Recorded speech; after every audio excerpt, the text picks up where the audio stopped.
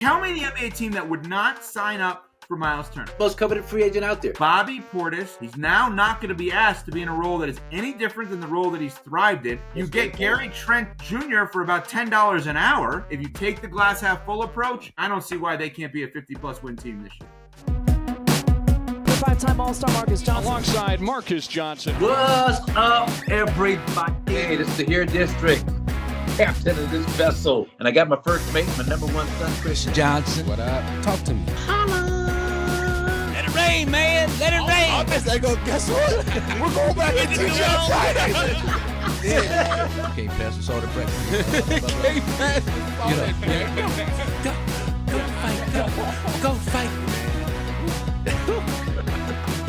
Welcome, everybody, to the Here District. Marques Johnson. You're listening to a Bucks Plus audio production on the Bucks Plus Network.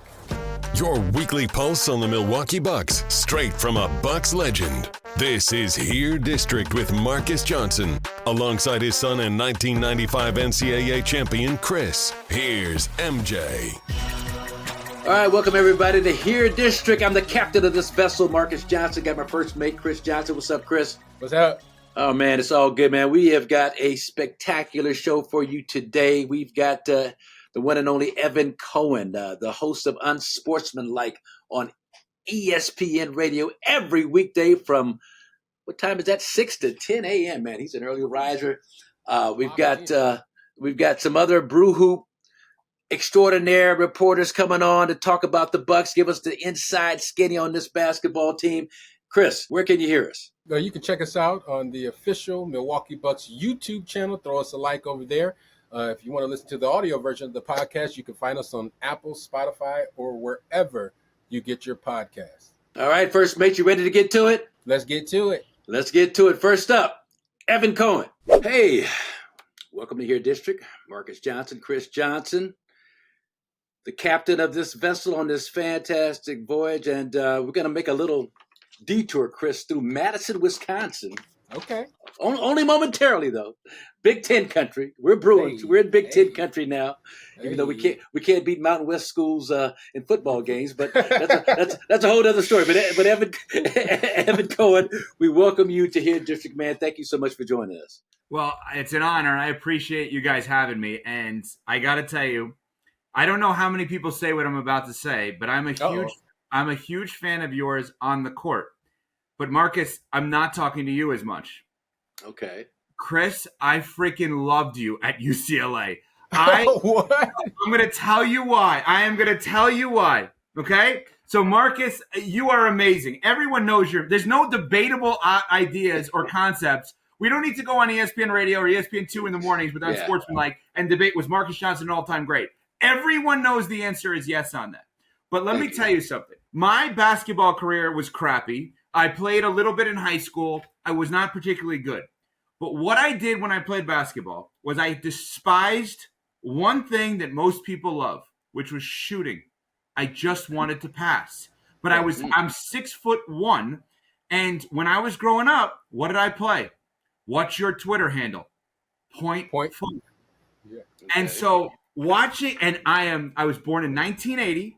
So when you guys are winning a title, 94, 95, that's the prime of my sports career, your freshman year. Yes, and sir. I'm following that team, and I'm like, I understand O'Bannon's, George Zedek, Toby Bailey, which I have a question for you on in a second. But it's the other guy that I like. I love watching Kris Johnson because that's how I play. I swear to God, I have been asked. I haven't asked to come on the podcast because I didn't want to be too forward. But I've been saving this take for this moment because I loved Kris Johnson as a player. Oh, man. Well, you should. I mean, humbling. We've just come into some knowledge over the last couple of months, but Kris is one of three players, Evan, in UCLA, in its storied history, to finish at 50% from the field, 40% from the three-point line, plus 80 from the free throw line, and the other two are Reggie Miller and Tracy Murray. So that's pretty illustrious company that he's in, and just so many outstanding achievements. He was number 24 all time leading scorer in UCLA history, and you think about all the greats that have gone through UCLA to finish in the top 25 after 4 years.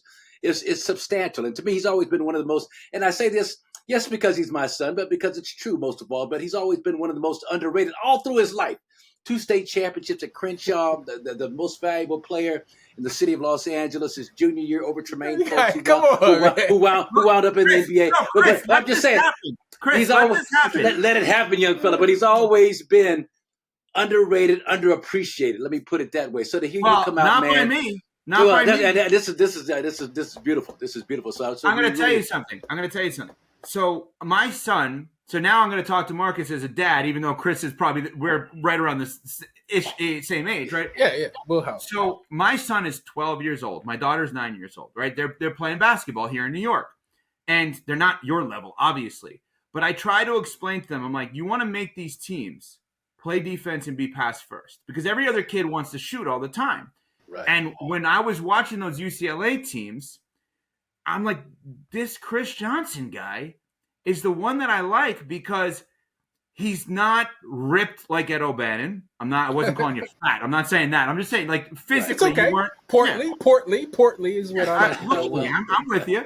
So, and I'm like, he's always finding the open man. I love basketball players that find the open man. Like Andre Jackson on your squad, when he was coming out of college at UConn. Oh yeah. I told people with the Bucks, I'm like, that's my favorite player in the draft. They're like, this is before the draft. Wow. They're like, really? Of all the, I'm like, yeah, because plays defense and pass first. Like, those are my kind of players. But here's the question I've been dying to know so it was 94, 95. So it's 30 years. No one has answered this. If Toby Bailey left early after his freshman year, would he have had a better NBA career? Because I think he would have been a lottery pick. I think teams would have invested in him. And I actually think he's one of the few players that made a huge mistake staying in college. Am I right about that, Chris, or no? I mean, I talk to Tobe about it all the time. We talk about it all the time over the years, and he'll tell you himself, he should have bounced. He should have left. He should have left early. Your stock is never going to be higher than, 26 points, 9 rebounds against Arkansas in the national championship game. Would have been a first rounder. And the thing about being a lottery or a first rounder versus a second rounder, as you guys both know, you get the opportunity when you're in that first round. So whether you do good or bad, whatever is going on, we're going to put you out there. You're going to play the minutes. And for Toby, with his size, athleticism, ability to play multiple positions at both guard spots, right, he would have been all right in the NBA, no question about it, if he's head bounce. Right, but that's like growing up here in New York. So we had a mega star in high school, at Rice High School. Felipe Lopez. Oh, yeah, we saw him. We saw him at ABCD. I saw him all over the place in high school, yes. So he's our era. My dad is a huge basketball fan, so much so, and that's where I got it, so much so that when Felipe was in high school, he'd go and drive to watch this kid play at the time in high school. Yeah. And Felipe goes to St. John's. Yeah. And he ended up being a first-round pick, I want to say, by the Spurs, but didn't have a long NBA career, unfortunately for him. But if Felipe Lopez left out of high school, he probably would have been the number 1 pick in the draft. No question. No guy had more hype that I in my basketball lifetime than I think like LeBron and Felipe. Like Felipe was on the cover of Sports Illustrated, but he was talked about in almost mythical proportions. Like you had to see him play. He jumped. Look, we were down in Myrtle Beach, South Carolina, at the Beach Ball Classic, one of the biggest tournaments in the country. It's the tournament where Kevin Garnett was at that same year, and Toby was there, a bunch of people. Felipe was there with their whole crew, Scientific Map at the Rice team. I don't know if you remember that name. Majestic Map. But these guys, they all played at the Rice crew, right? They also had a guy named Souvenir Caldwell. Souvenir Caldwell. No, they were Rice that year was. You guys are making this crap up. No, not at all. Marcus, look it up. Listen. This dude Felipe jumped on in the dunk contest. This dude put. So we sat down, Crenshaw High School. His team sat down, Toby Bailey, loyal. So we had about 30 guys sitting down, and they gave him a little space to jump. And he took off from damn near the free throw line, jumped over everybody in the gym, and dunked the ball. No gas. In high school, he was one of them dudes for sure. So can I just ask another follow? I know this is I'm supposed to be the one interviewed, but I interview for a living too, and I want to just picking your brain on a couple of things here. So like. Giannis, when he was drafted by the Bucks, which was 15th overall or something like that? When he was drafted? 16? Oh. Yeah, maybe. Somewhere. I'm not sure. I don't remember. Yeah. So at the time he was drafted, comes in the league, or you see him overseas, and you're like, maybe he's good, maybe he's not. He's one of the greatest players to ever play. He's one of the greatest faces of the franchise you could ever want, right? Yeah. I don't know him, so I don't want to say, role model. Of people I don't know, what I know of him would be a role model for kids. But to the point that Chris and Marcus that we're talking about here with like Toby Bailey and Felipe, what if he went in the second round? Right. Like, is he may not get the investment from the Bucks for a second, from other teams, right? If you're raw like that, you won't.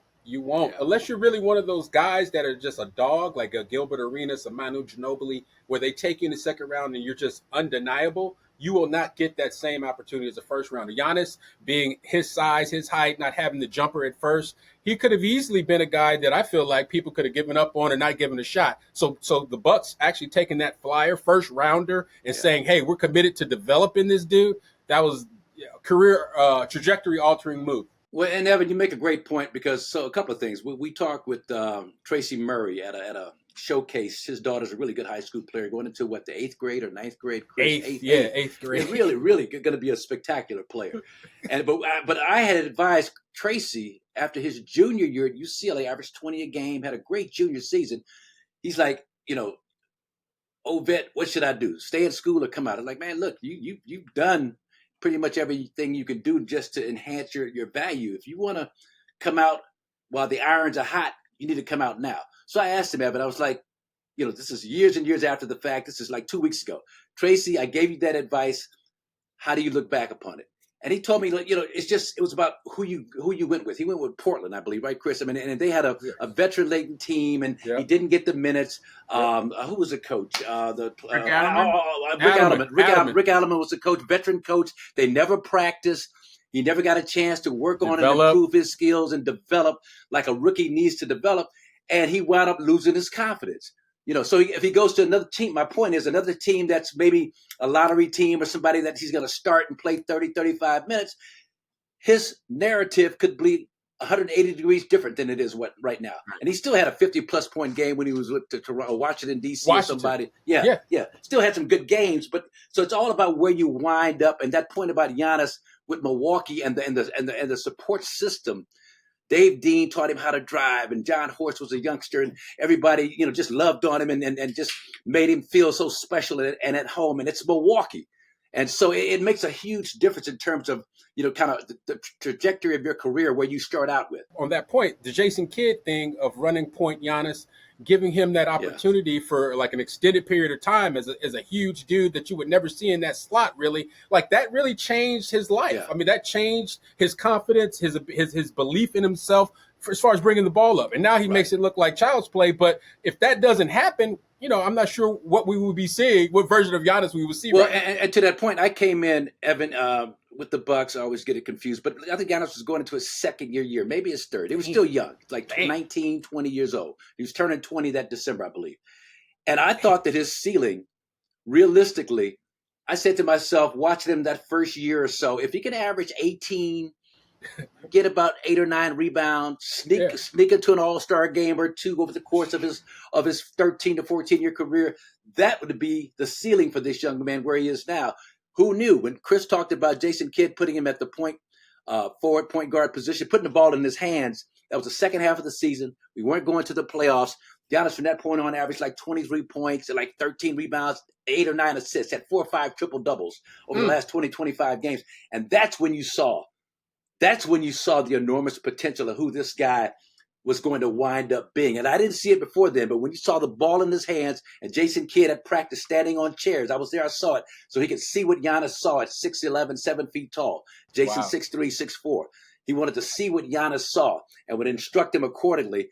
That's when you knew you had something special. So that's a great point in terms of where you wind up and the situation you wind. Ed O'Bannon, another example. And this is the last.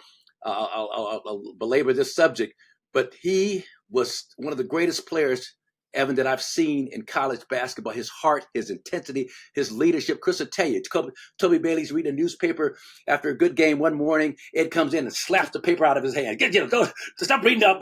We got a whole lot of season left to be played. We got a championship to win. That kind of stuff.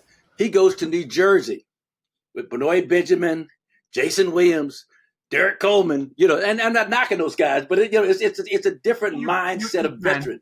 Yeah, you're thrown into as a young guy, and they're testing you. Roy Hamilton, the same thing. Great production guy in TV. He went to the Pistons with Bob Lanier and Eric Money and all these tough, hardened vets. And told Dick Vitale. Roy told me this first practice. This guy, this MFer can't shoot a lick. Dick, why we draft him? He ain't no good. And right, you're gonna he ain't no good. Yeah, Dick, why you draft this man? He can't shoot a lick, man. I know him from UCLA and everything. UCLA pretty boy, but he can't shoot. That's Bob Lanier. Ed O'Bannon's the same thing in Jersey with these vets, Oh yeah, young fella, this ain't college. Don't think you ain't taking our shine. And you just never get that confidence to springboard your career into a whole nother level. So anyway. Well, Marcus, what you just said is so interesting on so many levels because like your projections for Giannis is now a first half where you're like, oh, I think it's 18 and 9. Like, that's like that's the first half. And the second thing, just thinking about it, like as you guys are talking about this, and I don't know if I ever processed this concept that we're talking about, the where you're drafted, the team's investment in you, the Toby Bailey reference to Giannis, what we're making here. I think so much of it, I'm not talking about the Bucks, I'm saying in general, basketball or life in general. If you pick someone early, it's now really investing in yourself to keep your job. Because if you're wrong, you lose your job. So, of course, I'm going to give, Kris Johnson all the resources in the world because Evan Cohen wants not to go third person. But I want to keep my job. I keep my job by you being great. If the second rounder is not good, I don't lose my job. If the first rounder is not good, I may lose my job. We got an issue. Right. And we had a guy on the show, Chris, help me with his Sutton, Jason Sutton. Jacob Sutton. Okay, so he's got a site, a Substack that he writes. Good young basketball writer, but he broke down, Evan, Chris, what's the leading factor in terms of a player from his first year to his second year. And about 2 or 3 leading factors, but the one that we always talked about when I played, and it holds true today, the most important stat on that stat sheet is minutes played.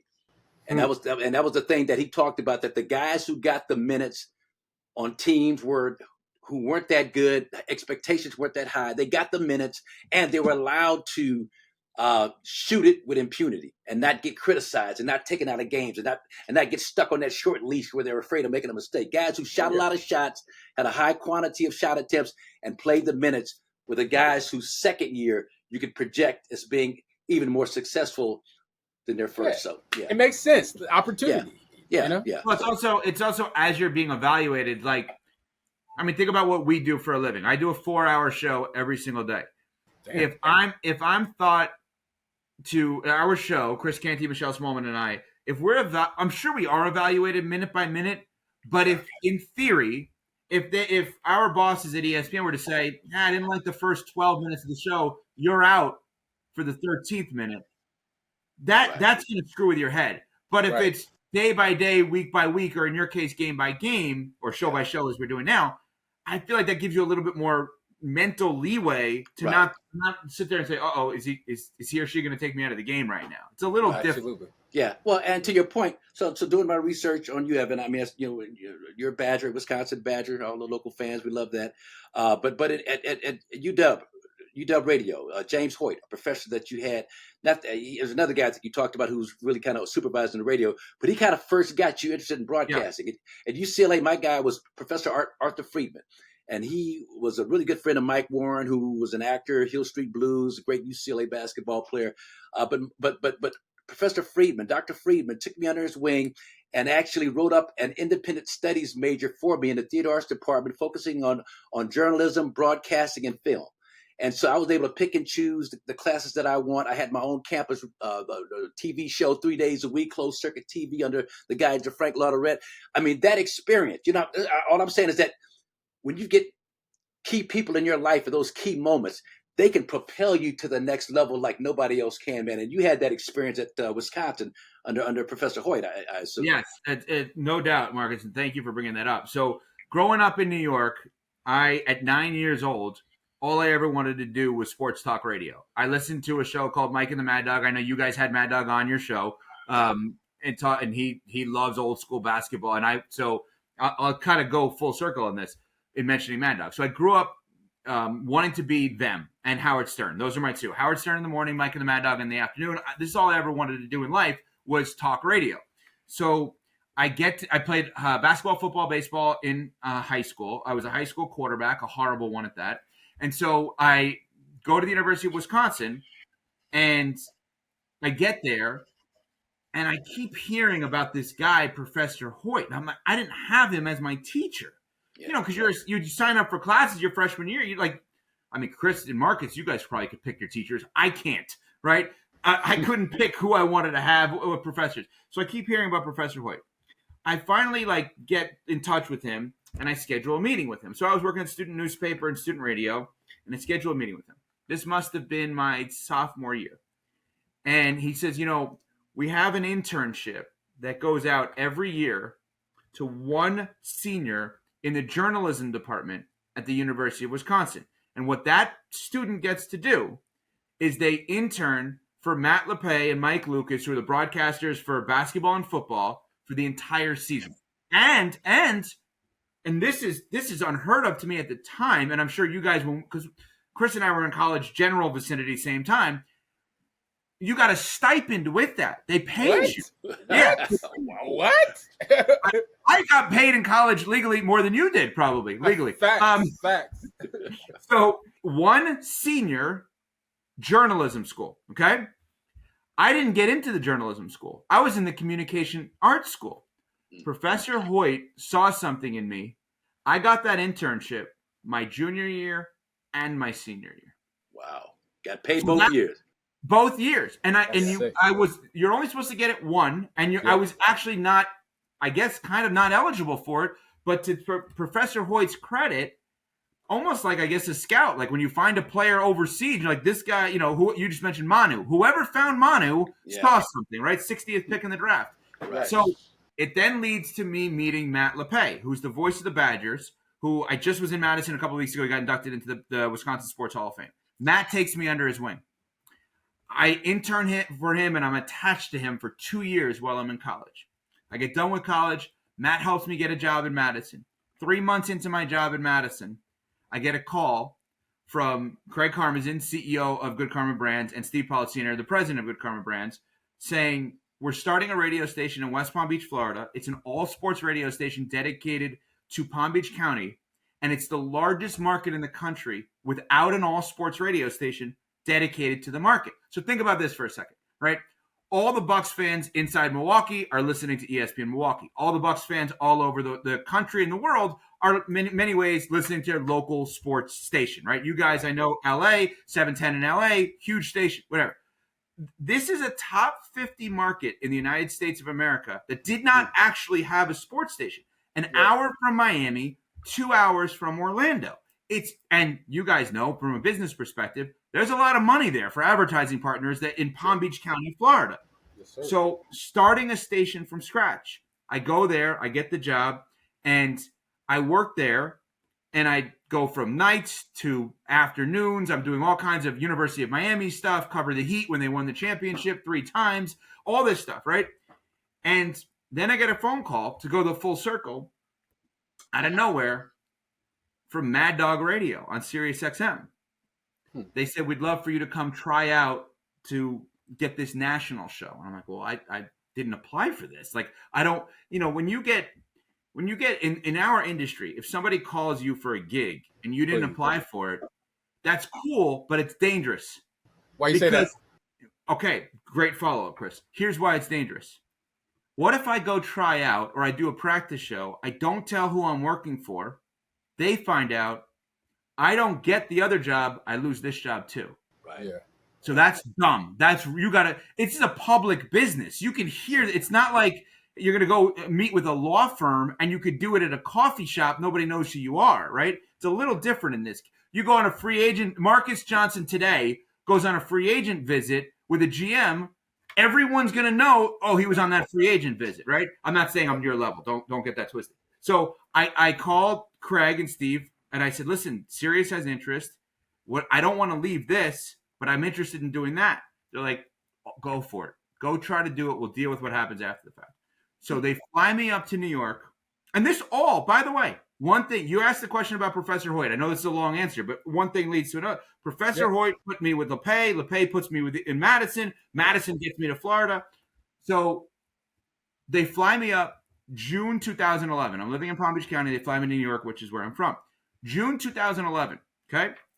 Think about this for a second. The number one sports topic in June of 2011, Heat Mavs NBA Finals. I'm talking about that every day anyway. You guys are doing Here District. This is not like, hey, you got some huge offer. You're now doing a Raptors podcast. Well, you're going to have to do major prep of like, what the heck are we talking? We don't follow them on a daily basis. I'm now asked to try out on the big stage with all the stuff I'd be talking about in West Palm Beach anyway. Wow. So at that point, it's almost like somebody saying to Chris, try out for a basketball team, but you have to play point forward. I better make this team, right? So I go, I try out, I make the team. I get the job. But here's the catch. I said, I don't want to leave the other one. I did both for 10 years. Wow. 12 years. I did 2 shows a day for 12 years until ESPN called 3 years ago. And I got the gig, and it all stems back to Professor Hoyt to give you the longest answer in the history of answers. That's cool. No, man, that's great stuff, man. And again, it's always just fun to see life and the turns that it takes and how it works out. And so now let's talk about Giannis. Get back to Giannis in terms of where his life is right now. He just come out, Evan, and made a statement about winning the bronze in EuroBasket.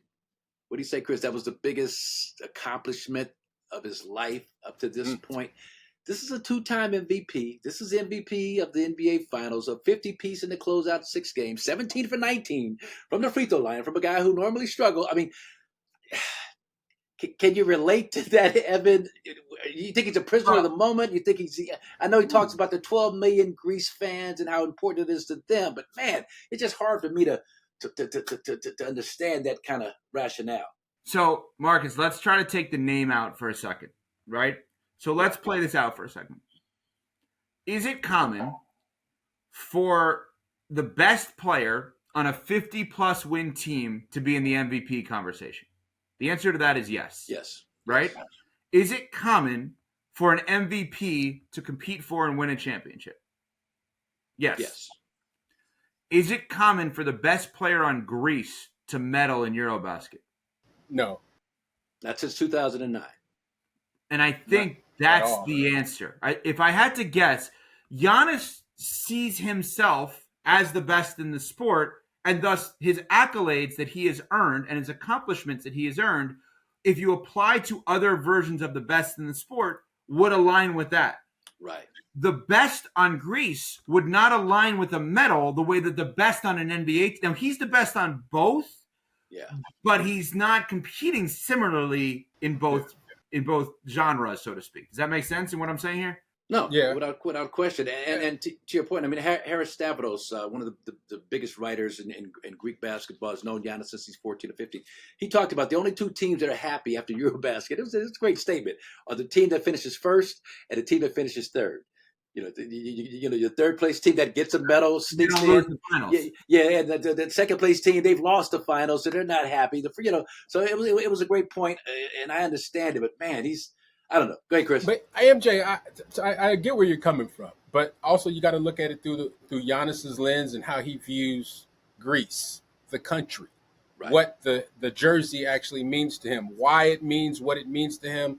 You know, The Marvelous Journey, Giannis, required viewing for anyone that wants to understand about this dude. And once you watch it and once you get an understanding that, you know what time it is with Giannis in Greece. He's thankful, he's appreciative, and remember, he came up in that Greek basketball system where everything sort of your pot, whatever, rainbow in the sky, pot at the end of pie in the sky, pie in the sky is a medal at EuroBasket. It's not an NBA championship. It's not anything we're talking a college championship. It's EuroBasket, right? Since he was 14, whenever he was playing as a youth, growing up. So this, I understand why he's saying that. Yeah. I don't think it does anything to diminish his accomplishments as a Buck or the NBA, but that international stuff, it's a deeper connection. I mean, a medal for your country, it validates your national identity, where your roots. And where Chris, you're from. To that point, and maybe I don't know, I'll get ripped for saying this. I don't think you could say that if you're American. I mean, I don't think like an American basketball player could be like, oh, winning a gold is better than anything I've done in the NBA. Like I don't believe that. I don't believe American basketball players grow up dreaming of gold medals. That's something of, it's amazing when you put yourself in a position to accomplishment. American basketball players, my opinion, grow up trying to win the Larry O'Brien trophy. And from a talk show perspective, like if I were going to do this topic that we're doing right now on our show on Sportsmanlike on ESPN Radio, like, yeah, I may do it as, does Giannis think it's actually more important to win a Euro Cup than to win a championship? But I don't actually believe that's what he's saying. But I can understand how like Marcus asked a very fair question. I understand how someone could take it that way. Sure. But if you did it as a trade, there's no way Giannis has given up the title against the Suns in the 50 piece that you mentioned in the title game in the closeout for that. Like it's a different type of, it's almost like a different field altogether. Yeah. If Here District is the number one podcast of all time, you feel a level of accomplishment. It's a different field than playing basketball. Playing EuroBasket, I look at it as a different field than playing in the NBA, as odd as that sounds. Yeah, and to that point, we were told, I didn't know this, and Chris, you correct me on the name if I mess it up, but Nick Gallos is the greatest player in the minds of Greek basketball fans and non-fans alike, but he is number one because he averaged 37 points a game, 1987 EuroBasket, led up to a gold medal. They're one and only. I don't think he's from Grace though. I think he's from New Jersey. No, I'm being serious. Seriously? Okay, so that I got to look that up. I think. Dylan and Monas, your producers, should look that up. I'm pretty sure the greatest Greek basketball player of all time is actually from New Jersey. Tell me that, Evan. No. Piscataway, Hoboken. Where's he from? You're thinking about. Born in Union City, New Jersey. Oh, don't tell me that.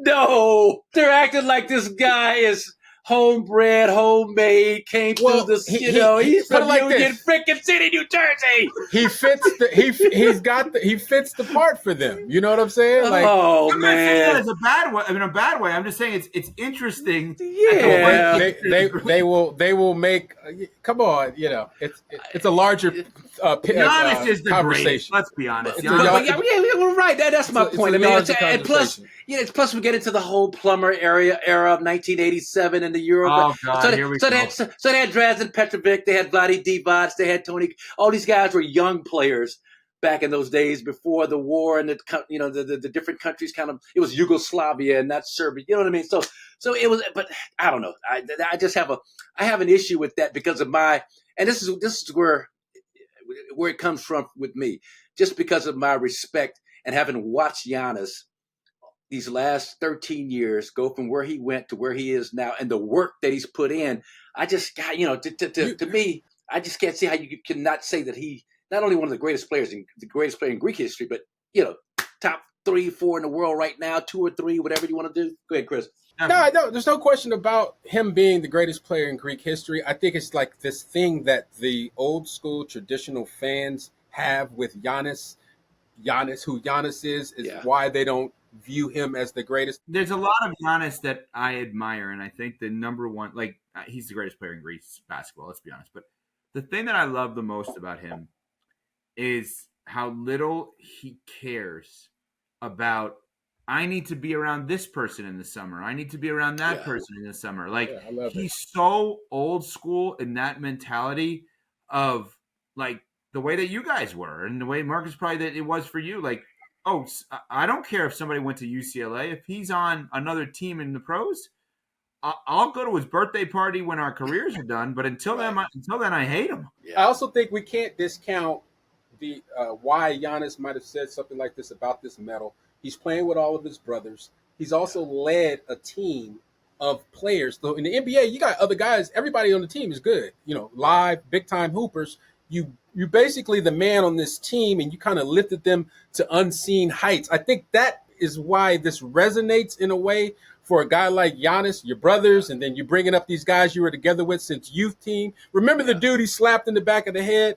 I don't know if you guys saw that clip a couple of weeks ago, but Harris came on the show and explained, hey, they're boys from back in the day. They're boys from the youth team. So I think that kind of goes into what Giannis was kind of trying to convey. It didn't necessarily use the right choice of words to say, the greatest, but it meant a lot to the guy. You got to see why. You're onto something. Like if you think about the greatest football player of all time, Tom Brady, in my opinion.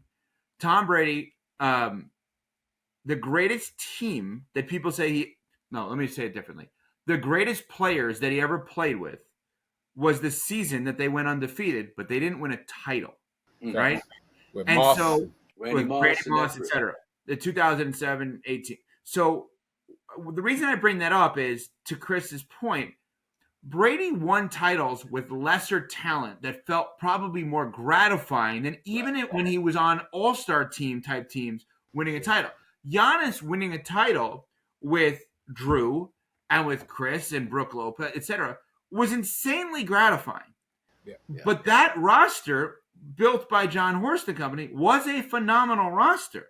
The Greece roster he's playing on wouldn't win a game in the NBA probably. Exactly. And so to that point, and this is another kind of segue to a little bit of a different topic, but not so much. But I think it underscores, and I'm speaking from personal experience and hurt and all that, because I ran into Larry Bird and Kevin McHale and Robert Parrish and Dennis Johnson. I ran into Julius Erving and Bobby Jones and Maurice Cheeks, and and so we never broke through and got to the NBA final. I ran into 1979, 1980, my third year in the league. It was the Sonics coming off a championship with Johnny Johnson from Mesmer High School in Milwaukee, Wisconsin, and Gus and DJ and Lonnie Shelton and Jack Sikma.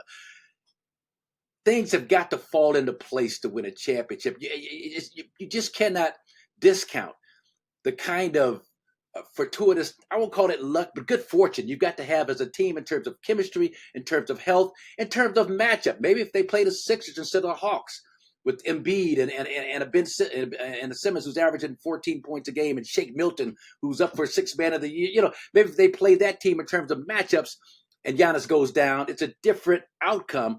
But I think this underscores just how difficult, even if you have the best player in the world in Giannis and EuroBasket, it's just tough to beat a team that has more weapons than you have. Yeah.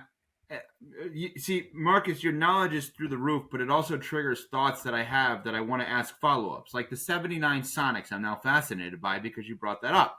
And they won a championship, right? Yeah. And that is the default. Tell me if this is actually right. That's the default that people go to when they think a team could win a title without mega stars. Did that team really not have mega stars in your mind? When you say a mega star, well, Sikma was a great player, former Buck. Dennis Johnson obviously won titles. I mean, Gus Williams was a 20-point per game scorer. He was, was he an all-star at that time? He was close to it, if not an all-star. But think about every title since. Think about the Celtics and Lakers teams had mega stars in Bird and Green. The Sixers had Moses. I think you got to pretty much go all the Pistons of the late '80s, mega star. The Pistons had multiple Hall of Famers. Chauncey Billups, Richard Hamilton, Tayshaun, Ben Wallace. That team didn't have the mega star, but again, it just underscores the point that a lot of elements have to fall into place perfectly. The perfect storm of events have to occur almost for you. It's tough to win a championship. Jason Kidd used to always say it's tough to win in the NBA night in and out. It's just tough to win a game, let alone win 2 or 3 series and break through and even get to the finals. And like I say, I'm living proof. Karl Malone and John Stockton, ran into Michael Jordan. There's always that roadblock. Clyde Drexler with the Blazers, running into Michael Jordan. The Knicks and the Pacers with Reggie and those were good. The Miami Heat. Pat Riley days with Alonzo Mourning and that whole crew. That was a really good basketball team, but they just ran into an opponent, or for whatever reason, I don't know if the suspensions hurt them that one series or what it was, but so anyway, go ahead. No, we had a similar. It's so funny you bring this up. We had a similar conversation on our show on UnSportsmanLike today, ESPN Radio and ESPN2, ESPNU all across the country. That we talked about. We did it as relates to football. Like if the Kansas City Chiefs, I still think are good this year, but if they're down, let's just say, how Josh Allen, Lamar Jackson have to take advantage of that opportunity. And the example I brought up was like, all right, so if we're saying the Chiefs are down and out, which I don't agree with, but conceptually, I'm like, so really what we're talking about is the 94, 95 Rockets. Is like you got to find that moment where no Michael Jordan. Michael Jordan's not here. You got to take advantage of it, right? And that's what you're saying with some of these older teams. Like you have to take advantage of those moments. Yeah. And to that point, so now you've got Jason Tatum is down. You've got some other guys in Eastern Conference. Tyrese Halliburton is down. Miles Turner's in Milwaukee. Are you, Evan? I won't ask you if you're down on this Bucks roster, but where do you rate this Bucks roster in terms of where everybody else is kind of pigeonholed in this team? Okay, this I'm glad you led me into this. I don't understand any overwhelming glass half empty approach to the roster composition of the Bucks this year. Let me explain why. The Dame thing is amazingly unfortunate. It was an unbelievably worthy risk that did not work out because of health at the end. And maybe you want to say some on-court chemistry stuff. Also, and Dame has not shied away from this, some real-life stuff. His family wasn't with him, right? That can wear on people. Sure. So that didn't work out. So what they decided to do was say, we're not going to have him here this year anyway. We have to go all in every year of Giannis's prime, which we're still in. Yeah. How do we accomplish that while we have Giannis in his prime right now? Now, were there other options potentially? Yeah. Could you have paid off another team with a future pick or a young asset to take on Dame's injured contract and then you take worse contracts along with it in return? Sure, that was an option, I'm sure. But the fact that they were creative enough to waive and stretch Dame. And, oh, by the way, they will never be burnt by him. He didn't go to the Heat. He didn't go to the Celtics. He didn't go to any of the Eastern Conference. He went home, which is new. I know he's not from there, but you get what I'm saying. He went home. And they took that and they said, we love Brook. We need a younger version of Brook. Where can we find that? Miles Turner's an awesome basketball player. Miles Turner is a phenomenal shooter. Guess what? By Miles Turner being an awesome basketball player, a rim protector, and a great shooter, what he forces Giannis to do is one of two things. Either play point forward, copyright Kris Johnson, or play near the rim, which is where you want him, okay? Now, you bring in a guy in Cole Anthony. Cole Anthony, second-generation NBA player, obviously with Greg, who played for the Bucks, has a lot to prove. I look at that as a good thing. That's a good thing. I agree. Major. I agree. Kyle Kuzma. I loved Kyle Kuzma with the Lakers. Yeah. He's got a lot to prove in a Bucks uniform, right? Absolutely. I don't understand why we are not looking at this team glass half full. Like a lot of times on Unsportsmanlike on our show, we say, okay, so if this is what's happening, is the inverse also true? Or let's look at it from the opposite side. So if it becomes trendy to say, I think the Bucks, whatever the over-under is, they'll hit the under. Okay, let me just, for argument's sake, look, what does the over look like? And the over to me is, I don't know the exact number, but it's in play because you still have Giannis. You brought in a guy that, let's not get it twisted. Find me the NBA team that wouldn't sign up for Miles Turner. Like, tell me the NBA team that would not sign up for Miles Turner.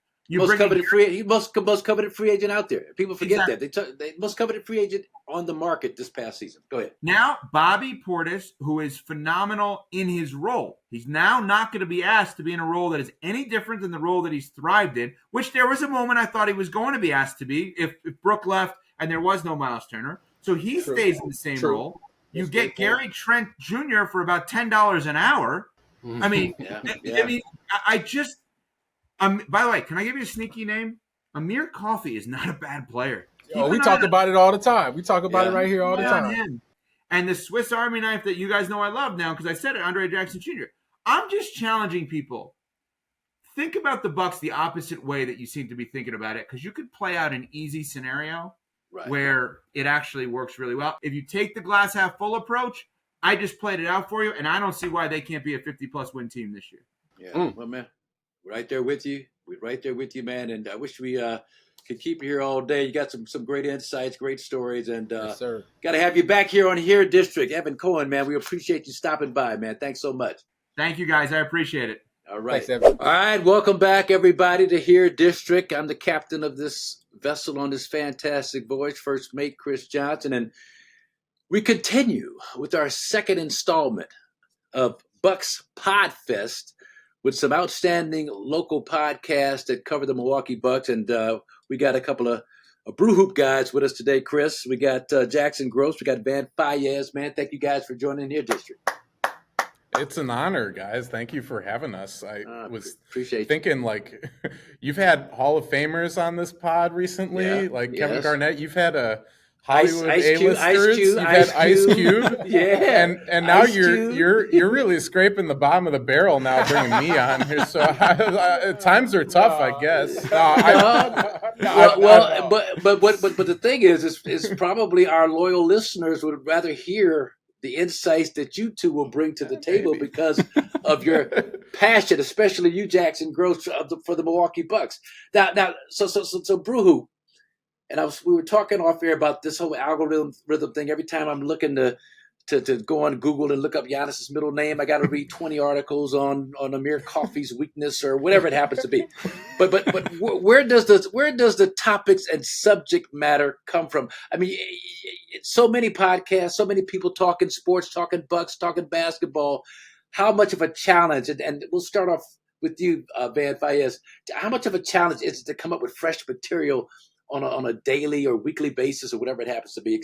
Just explain that process. This summer, not too challenging because, man, like end of June and July, early July was the craziest time since I've been working at the site, like in terms of just stuff to cover. And that's thanks to the Bucks, doing their big moves with Damian Lillard and Miles Turner. But yeah, I mean, it becomes a bit of an issue once we get into like August, September, this sort of dog days of summer, just thinking about, well, gee, what can we talk about? We've got some very talented writers on staff, though, who are very creative and can think about stuff like beyond, what's happening during the season, maybe historical stuff or in arena type of things that we've experienced. Like one of our guys loves to write about mascots and just like the economics of like how they're paid and things like that. We've talked about promotions that the Bucks run, like especially with food, which is kind of interesting.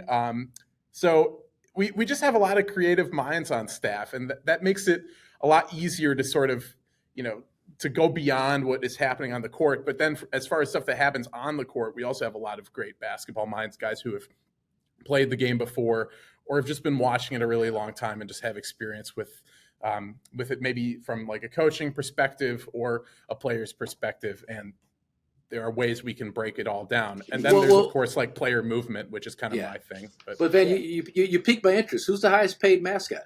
What are these mascots making, man? Give us some salary structure on these mascots.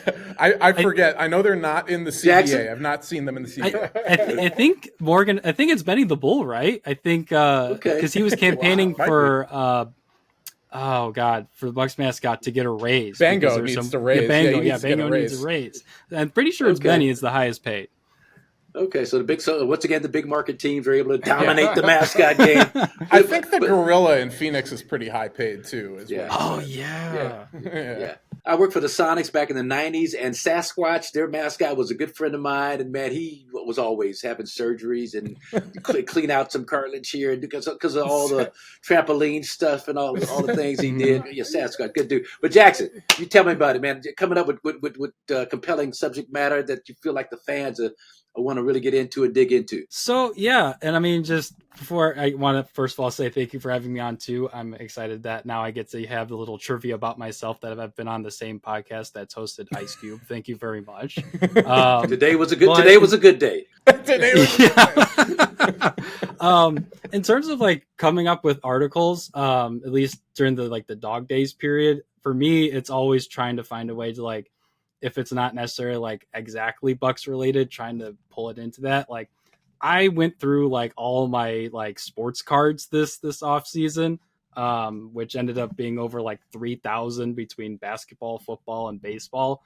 And then I went through. I'm like, okay, here's all these cards that are Milwaukee Bucks related. Like there's a Miami Heat Ray Allen one, and there was a Vin Baker one I had from the 90s that just found its way. So doing out those outside the box things, but in terms like in season stuff, I'm a big stats guy and advanced stats guy. I like looking into those kind of things. I'm like, okay, this is what this advanced stat is saying, and why Gary Trent Jr. should be starting instead of somebody else, or and things of that nature. So that's kind of what I like to go into. I also like to go on rants every once in a while. I called out the NBA officiating after that game in Charlotte with the challenge rules, and then ESPN's coverage of Giannis the last 5 years, basically.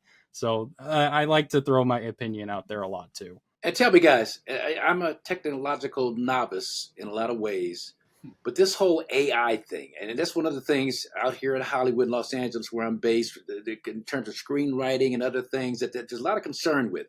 But is that a tool that you use in terms of, is that something that we can talk about? Is it something that you try and keep kind of under wraps? I don't know. You tell me where AI kind of fits into running a site like you run. It doesn't really impact our writing beyond how you would use a spell checker, I would say, like as you're writing a paper for school or anything. I mean, we were just talking about this yesterday. We follow certain like conventions with our writing, like there's AP style and everything, but some of that I'm a bit of a pedant and I kind of disagree with something. I think we should do it this way. So we all kind of discussed this, but the only time I ever find myself just getting any sort of like assistance in my writing is just like with a spell checker, basically, like just saying like, oh, I should have said which there instead of that, things like that. Because I do think that in our industry, like especially with journalism and in sports journalism is what I'm talking about, there is a lot of content that's being just mined right now as if it's a resource. I mean, and you can kind of tell sometimes when it's just like, this was just generated by a machine. I mean, it's interesting because we occasionally receive submissions to the site, like about people who are interested in writing for the site. And like, it's clear that this was not the work of that actual person, like based on even the email they send is like, I don't think that this was, this does not seem like original content from the person. And you can, honestly, the best tell sometimes is just like the subject matter. It's like, I can tell when a human being is writing about basketball, about the Bucks, like because they watch the Bucks. And I can tell when a computer writes about it because the computer doesn't have eyes and can't watch the Bucks. They're just regurgitating stuff that they found on the internet that people have written. Yeah, and listen, just a word to the wise: stay away from Grok because she be messing up all the time. I be getting all kind of misinformation. I mean, wait a minute, Grok. Wait a minute. What are you talking about? This happened instead of that. Oh, yes, you're right. You're absolutely right. I'm sorry, my mistake. It's like wow. But let me ask you guys this, Van. When you're teaching and your students, are you seeing a rise in AI submitted papers, or do you guys have safeguards against that? I've seen stuff on the internet where colleges have now a program that actually runs it through and you read, what's AI. Talk to us about that part of it. Yes, there are AI checkers in higher education that are being used. Actually, Morgan, our guy on staff who writes about the mascots, among other things, he's also in higher ed, and he's a lot more experienced with those than I am. And just talking with him about them, they're very much a work in progress as well. But he's someone who I talk to a lot about this in terms of basketball writing, and also my Harrison Fagan, who is out there in LA with you guys. He's the director of basketball content in SB Nation. We're talking about this kind of stuff a lot with writing we see, and that's sent to us or just comes across our purview, like what actually constitutes like a human being's writing sometimes, because it can get very granular. But yeah, I think those types of safeguards are still really a work in progress. I'm not sure they're quite caught up with the advancements in AI, but thankfully, I think the machines still aren't winning. We still have people, we still have human beings looking at stuff and being like, this is written by a person, I can tell. This is written by a machine, I can tell. Yeah, but Jackson, that would take some of the passion out of it, right? If you got passion for the team, passion for the sport, I mean, you don't want to take shortcuts like that, man. Yeah, I would not. I couldn't imagine you would want to do something like that. No, and the whole point of whether you're a fan of a team or not is that what you're doing is what you're passionate about. And if you're really passionate about something, you're not going to take a shortcut, because both of you guys were very passionate at basketball. You guys aren't going to take shortcuts in terms of your training and what you guys had to do. You put in the work, and whether it was difficult or hard. And just talking about the differences between something that's written or by a person and AI, I remember seeing a submission where like it was talking about how would Drew Holiday and Chris Middleton impact like the 2025 Bucks or whatever. I'm like, okay, Drew Holiday hasn't been on the team in 2 or 3 years now, and Chris Middleton was traded at the trade deadline. So it's like, it can be somewhat of a tool. Like if you want like a quick like stat line from last year, I use Microsoft Copilot from time to time. It's like, if you just want a quick stat line from like Giannis last season, but I still find myself checking the link anyway, because like these things are still so unreliable. And in terms of education, I know at the high school level, they have like, it's called turnitin.com, because it can also check for like plagiarism, but it's been used, they're trying to use it to test for AI as well. And sometimes it's like, the students will say like, I completely wrote this, but it still says like 40 or 50% of this paper was written by AI. So there's still, I agree with Van, there's still a long way to go in terms of like actually parsing out like, this is a factual essay that someone wrote, that someone grabbed information from, versus I put this into ChatGPT, write a paper for me. So, and I mean, I even see kids like for math problems put in ChatGPT, like they'll take a picture of the problem and ChatGPT will solve it for them. Some nuts and bolts about basketball in terms of this team coming up. How excited are you guys, Jackson, with you? I mean, and let me just say, from my perspective, the youth, the youth movement. Chris and I have been talking about this. You got to come into the modern era. You got to get some young legs. You got to be able to compete with the OKCs and the Pacers and all these teams that have these young athletic players. Now, a lot of unknowns, but man, I mean, where's the excitement level for you, Jackson, right now with this incoming season compared to past seasons? I am honestly tremendously excited. Obviously, it's a very different roster construction compared to previous years, where in previous times you have the 2 to 3 star players and then some good role players around it. But I really like the idea of just trying to let the young guys cook at this point, because I mean, removing the injury factor from those last 2 playoff series against the Pacers, the biggest issue is they just couldn't keep up with them in terms of their pace, because love them, thank you for the championship, but Brook Lopez wasn't always the most fleet-footed guy, and trying to guard a guy like Miles Turner was not ideal. And so obviously adding in Miles Turner now, but having guys like Kevin Porter Jr., who are a little bit more athletic and a little quicker, who can push the pace. Ryan Rollins too. I'm really excited about Ryan Rollins, especially after the jump he took from last year.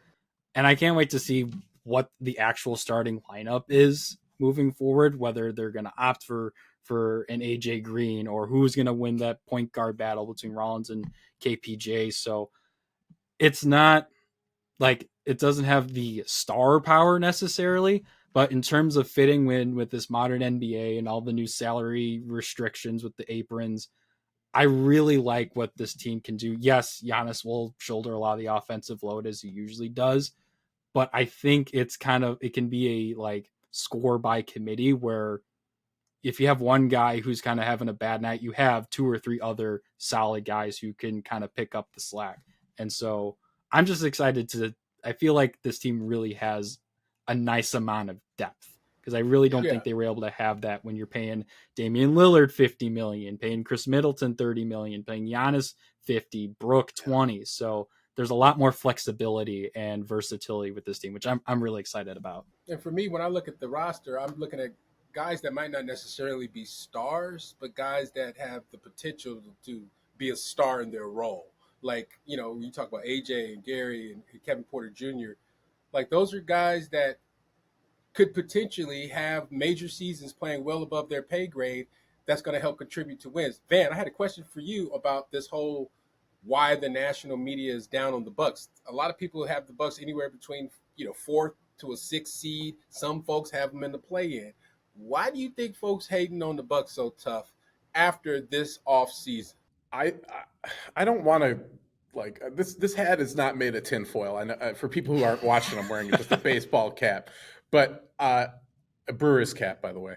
But I think there is like, I've never thought of it necessarily as a big market or an East Coast bias necessarily, like in NBA coverage, but it's something I notice in basketball versus baseball, the other sport I follow the closest, and even football. There's this gravitation among the national media towards like what I call glamour markets, which are often the big markets, your New York, your Los Angeles, but then also places that are flashy, like Miami, a market that has a lot of wealth and has become very basketball centric in the last decade in Golden State. I mean, these are places that are kind of darlings of the national media. And then you also have other large markets that maybe don't, like, those places are kind of like the free agent destinations or like where players want to go. And then there's like your Dallas, maybe Boston, maybe Chicago sometimes, large markets that are also desirable in other ways, and maybe have a history, certainly in the places I've talked about, a history of winning basketball. And then you have everyone else, which is like almost like 19 teams in the league. Like, it doesn't necessarily matter how good you are. Like, I think that even the Spurs, who are, I mean, of the last 25 years, like, what better franchise is there in maybe all of professional sports than the San Antonio Spurs in terms of how they were able to create a culture and a winning tradition there.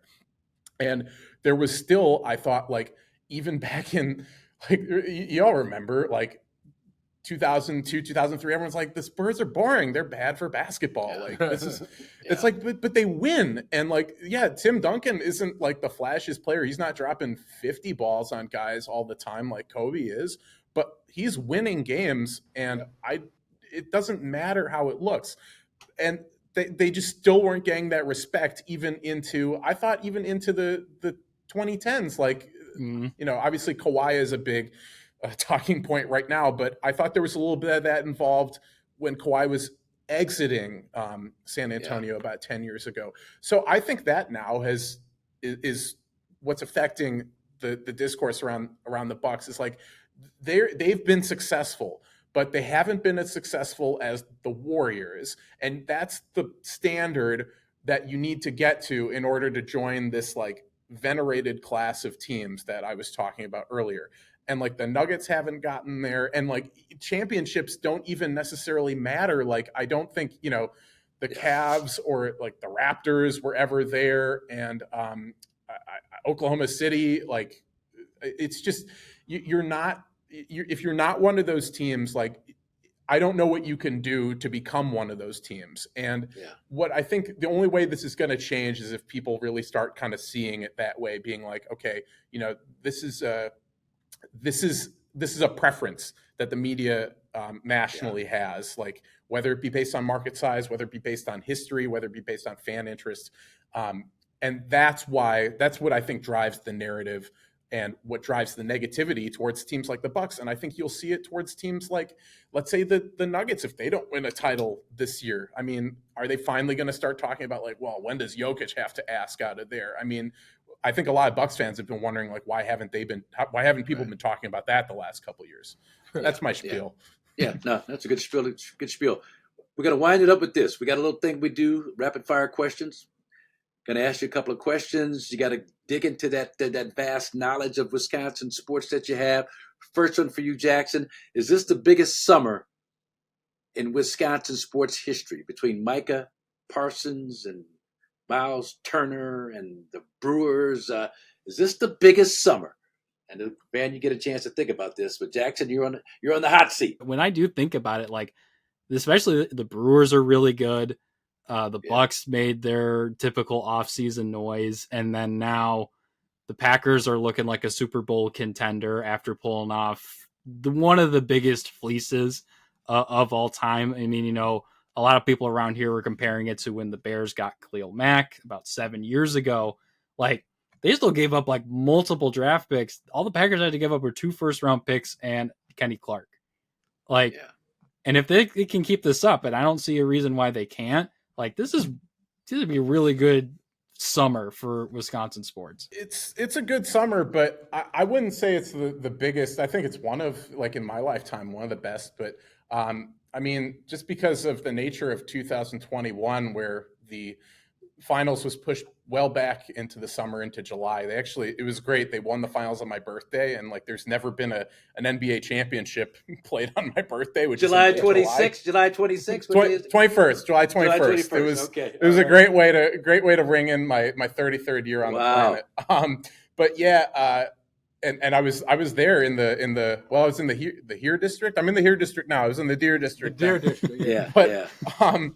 No, so like, and the Brewers were very good that summer too. They just weren't quite on going to win 99 games maybe level. But I think my answer is 2011, because the Packers had just come off a Super Bowl win. The Brewers this was the Brewers in my lifetime, their first like big time year. They won 96 games that year. That was the year they had Prince Fielder, Ryan Braun, Zach Greinke had just joined the team. There was a lot of excitement around that team. And then the Badger football team had just gotten Russell Wilson. Like, if we're talking the long summer, like into, September, there was a lot of excitement about that Badger football team. 2011 was a really good summer. Didn't they play in the Rose Bowl that year? They lost to Oregon. I was there because Brett Bielema, you didn't call that time out at the end. I was there. I was at the Rose Bowl. That's why I saw Russell Wilson for the first time. Oh man, that's my answer. 2011. Okay, man, that's good, man. And that's somebody else gave it the same answer that 21 pushed into the summer NBA Finals. Tough to beat that. And then final question from me. Giannis Antetokounmpo, does he average 30 points a game this year, Jackson? Yes or no? And why? Yeah. When we're doing our season preview series podcast for Dear Diaries, I think I had Giannis averaging like 34, 35 points per game. Wow. I think he's going to have a thermonuclear season. Why? Okay. Why? Chris and I both have him under 30. I got him about 27. I think, Chris, you had him 27, 28 a game this year. But why do you think he goes up exponentially in scoring this year as opposed to down? Yeah, I think I like I said, I like a lot of the surrounding pieces, and I think they're going to be good players.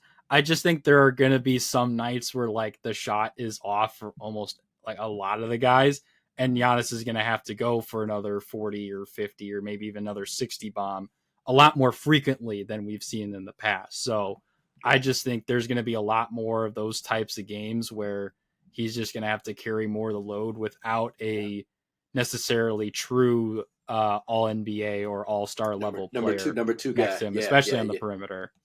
Yeah, that's a good point. Van, over and under for Giannis, 30 points. What do you think?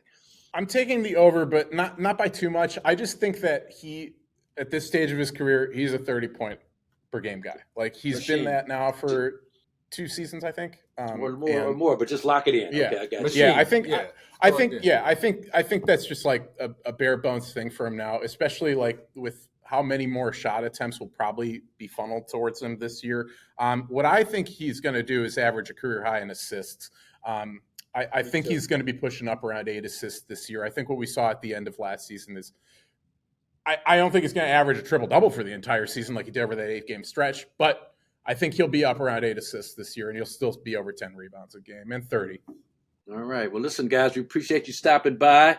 We've got Jackson Gross, Van Fayaz, Dear Diaries on Brew Hoop, and then I think Zach said you are now the beat reporter, which means you'll be kind of hanging around 5-Star Forum a lot more this season covering the Bucks. So look forward to seeing you, meeting you. Let's holler at each other and acknowledge each other. But, man, thank you so much and appreciate the good work that you do, keeping people like me informed with the great stuff with the great content you put out. We appreciate you, Marcus. We appreciate you having us on. And like, you two guys, I respect you so much, your basketball opinions and you as people. And thank you for, all you've taught us over the years on the broadcast and like the laughs we've had along the way too, man. Appreciate you, man. Yeah. All right, guys. Take really care. appreciate Jackson. Thanks, guys.